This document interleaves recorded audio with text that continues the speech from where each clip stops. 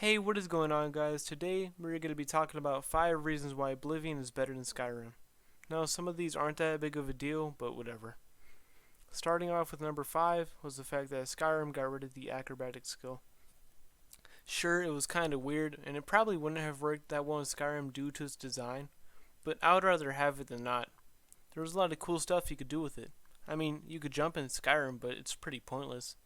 At least in Oblivion, spamming jump had a purpose. With it gone, you lose that sense of movement. Trying to find that perfect vantage point is no longer achievable.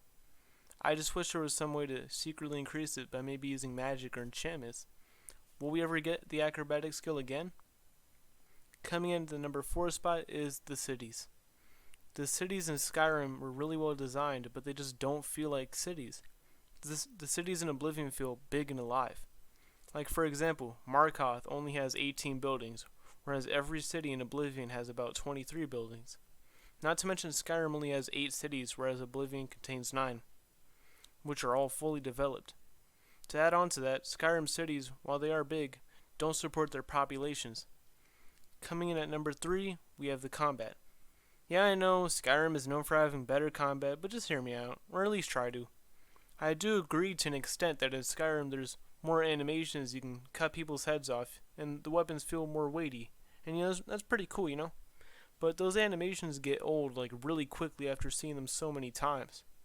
The combat also just feels kinda off. When I start swinging in Oblivion, my sword just keeps swinging. But in Skyrim, the character pauses in between attacks to return the sword to the resting position. It makes fighting feel very slow. The combat is also a lot less punishing. In Oblivion, you had to block. If you don't block and get hit, you're going to need to get back out for a couple seconds and then regen your health. And if you're not quick enough, you're dead. In Skyrim, getting hit basically does nothing. It doesn't matter at all. If you get hit, you could just keep swinging. Next up at the number 3 spot, we have the spellcrafting system. I'll still never get over the fact that Skyrim doesn't have it. Like, come on, Bethesda, you had one job. It's not even that hard to implement it. They should have announced that with Skyrim Anniversary Edition and maybe it would have done better. It was really cool in Oblivion because you couldn't make spells until you joined the Arcane University. You just really felt that you earned it. And coming in at the final spot is the Arena.